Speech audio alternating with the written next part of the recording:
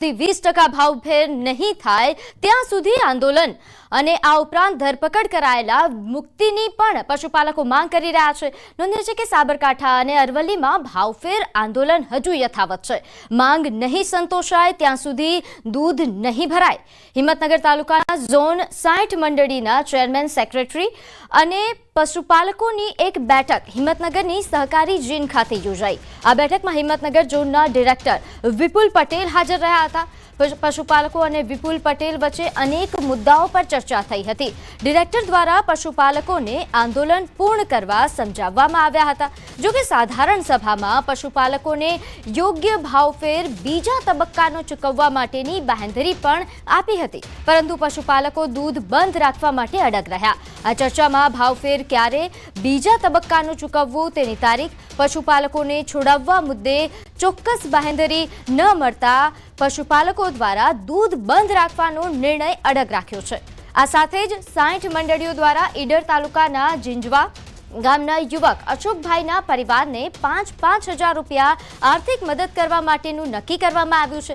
જો કે આ નિર્ણય 60 મંડળીઓ દ્વારા કરવાનો નિર્ણય એ સર્વાનુમતે લેવામાં આવ્યો। હવે ચાલુ કરવું કે ના કરવું એના બાબતે અમે આ બધા 60 મંડળીવાળા અમારા હિંમતનગર વિભાગ 2ની 60 મંડળીવાળા ચેરમેન સેક્રેટરીઓ સભાસદો ભેગા થયા હતા, બરાબર।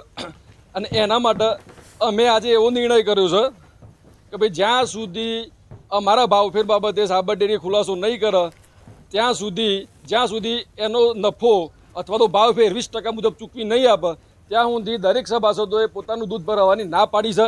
સાથે સાથે બીજા 2 મુદ્દાઓની ચર્ચા થઈ કે અમારા જે આંદોલનની અંદર જે પશુપાલકોનું એરેસ્ટ કરવામાં આવ્યા છે, આંદોલનની અંદર જે લોકોએ પોતાના પરિવારથી અત્યારે હાલ દૂર છે એમની બાબતે સાબર ડેરીનું નિયામક મંડળ અમને મદદ કરે, નિયામક મંડળ આ કેસ પતાવી આપે, કારણ કે વિવાદ નિયામક મંડળ અને પશુપાલકોને કારણે થયેલો છે। પશુપાલકોની માગણી છે કે ભાવફેર અમને 19 થી 20% આપવામાં આવે તેના વિશે ચર્ચા થઈ। બીજું કે ગઈકાલે જે સાબર ડેરી ખાતે જે બનાવ બન્યો જેમાં 76થી વધુ પશુપાલકોને ધરપકડ કરવામાં આવી છે અને બીજા લોકો જે ઘાયલ છે અને એક પશુપાલક શહીદ થયો છે તે વિશે પણ વિસ્તૃત ચર્ચા થઈ અને આગળ અમે અત્યારે હાલ બધા ભેગા મળી અને આગળનો નિર્ણય લઈશું। વધારેમાં વધારે ભાવ ફેર ચૂકવે એવી બાંહેધરી આપીને ગયા છે। કેટલા ટાઈમમાં ભાવ ફેર ચૂકવવાનું છે શું છે એ હજી કશું કહ્યું નથી। દૂધ ચાલુ કરવા માટે જો સુધી અમારા પશુપાલકો ઉપર FIR કેસ થયા છે એ કેસ પાછા ના ખેંચવાય તો સુધી દૂધ ભરવાનું બંધ રહેશે। તો હાલ સાબર ડેરી મુદ્દો એ વધુ ઘેરાતો જણાઈ રહ્યો છે, જેને લઈને વધુ વિગત સાથે આપણી સાથે સંવાદદાતા ઈશાન જોડાઈ ગયા છે। ઈશાન, સાબર ડેરીનો મુદ્દો એ શાંત પડવાને બદલે વધુ ઘેરાતો હોય તેવું લાગી રહ્યું છે, શું પરિસ્થિતિ? જી ચોક્કસ કે સાબર ડેરી જે 2 દિવસ પહેલા જે ઘર્ષણ થયું હતું ને પથરાવ થયો હતો ને સામે પોલીસે લાઠીચાર્જ પણ કર્યો હતો, ટીયર ગેસ ચાર્જ કરવામાં આવ્યો। ત્યારબાદ જે પશુપાલકોમાં રોષ દિવસે દિવસે વધી રહ્યો છે। ખાસ એક જ મુદ્દાની વાત છે કે જ્યાં સુધી ભાવ યોગ્ય ના આવે ત્યાં સુધી વિરોધ યથાવત રહે છે। ઠેર ઠેર દૂધ જોડીને વિરોધ કરવામાં આવે છે। જે દૂધના ટેન્કર છે ટેન્કરમાંથી પણ વાલ ખોલીને દૂધ ખુલ્લું કરી દેવામાં આવે છે અને દૂધ રોડ ઉપર જ્યારે કે દૂધની નદીઓ વહી એવા દ્રશ્યો પણ સામે આવ્યા છે।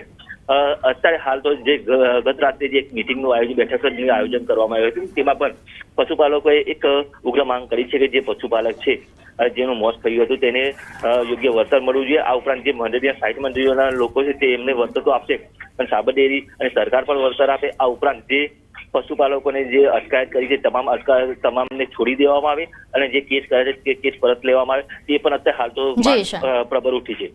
જય શાન, આભાર માહિતી આપવા બદલ।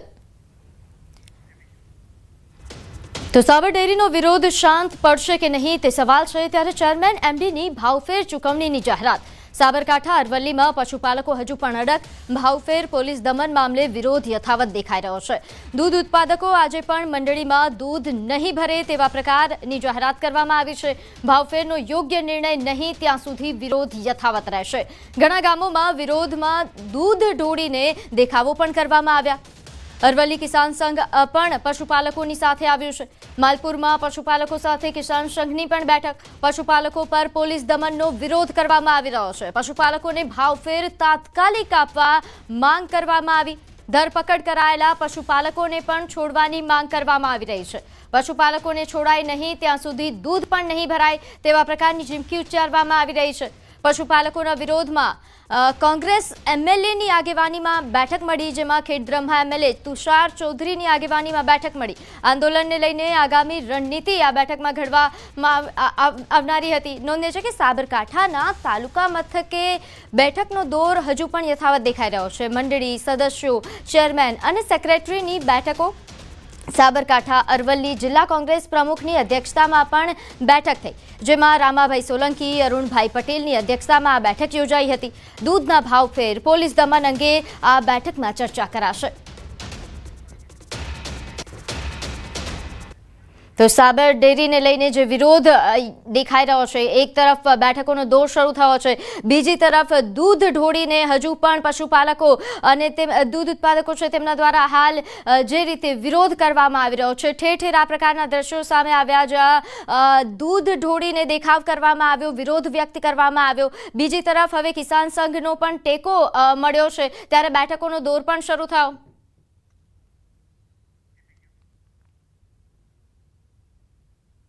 તો પશુપાલકોને વિરોધ બંધ કરવા સત્તાધીશોની અપીલ. પશુપાલકોને સાધારણ સભા બાદ યોગ્ય ભાવફેર ચૂકવાશે.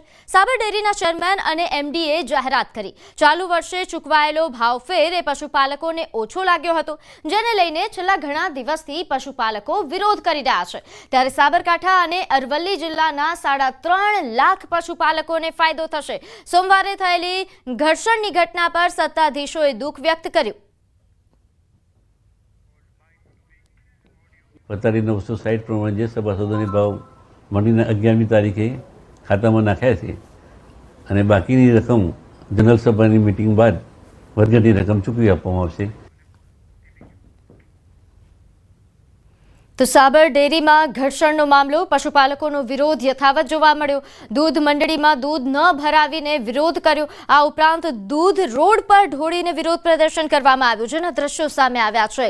તલોદના પુંસરી ગામે દૂધના ટેન્કરનો વાલ ખોલીને દૂધ ઢોળી દેવામાં આવ્યું. રસ્તા પર દૂધની નદીઓ વહેતી હોય તેવા દ્રશ્યો સામે આવ્યા. જ્યાં સુધી યોગ્ય ભાવફેર નહીં મળે ત્યાં સુધી વિરોધ યથાવત રહેશે, ત્યાં સુધી આ જ રીતે વિરોધ કરવામાં આવશે, આ જ રીતે દેખાવો કરવામાં આવશે. ને આવા દ્રશ્યો ઘણી જગ્યાઓથી સામે આવ્યા છે, જ્યાં હાલ જે રીતે દૂધ ભરવાની વાત હતી, દૂધ રસ્તા પર જ ઢોળી દેવામાં આવ્યું અને વિરોધ પ્રદર્શન વ્યક્ત કરવામાં આવ્યું છે, દુઃખ વ્યક્ત કરવામાં આવી રહ્યું છે. કારણ કે છેલ્લા ઘણા સમયથી આ માંગ કરવામાં આવી રહી છે, તેમ છતાં આટલો વિરોધ પ્રદર્શન કરવા છતાં પણ હજુ સુધી યોગ્ય જવાબ તેમને નથી મળ્યો.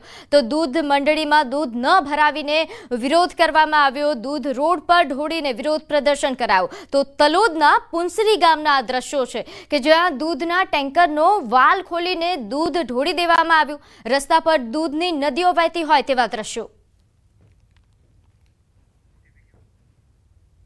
તો આ તરફ અરવલ્લીમાં પણ પશુપાલકોમાં રોષ યથાવત છે. અહીં સાબર ડેરી ખાતે પશુપાલકનો ઉગ્ર વિરોધ સામે આવ્યો. ભાવ વધારાના વિરોધમાં દૂધ ઢોળીને અહીં પણ ઉગ્ર વિરોધ વ્યક્ત કરવામાં આવ્યો. મોડાસામાં સાંજના સમયે ડેરીઓ સદંતર બંધ રહી. અહીં મોડાસાના મોટી ઇસરોલમાં સાબર ડેરીની નનામી પણ કાઢવામાં આવી. મહિલાઓએ છાજિયા લઈને ઉગ્ર વિરોધ કર્યો, જેના દ્રશ્યો પણ સામે આવ્યા છે. ઉમેદપુર, વાંટા, રામપુર ગામે પણ પશુપાલકો આ જ રીતે વિરોધ કરતા જોવા મળ્યા. તો પટેલ છાપરા દૂધ મંડળીના સભાસદો દ્વારા ભાવ વધારાના વિરોધમાં દૂધ ઢોળીને વિરોધ પ્રદર્શન કરાયું. પશુપાલકોની એક જ માંગ છે કે ભાવફેર યોગ્ય રીતે આપવામાં આવે.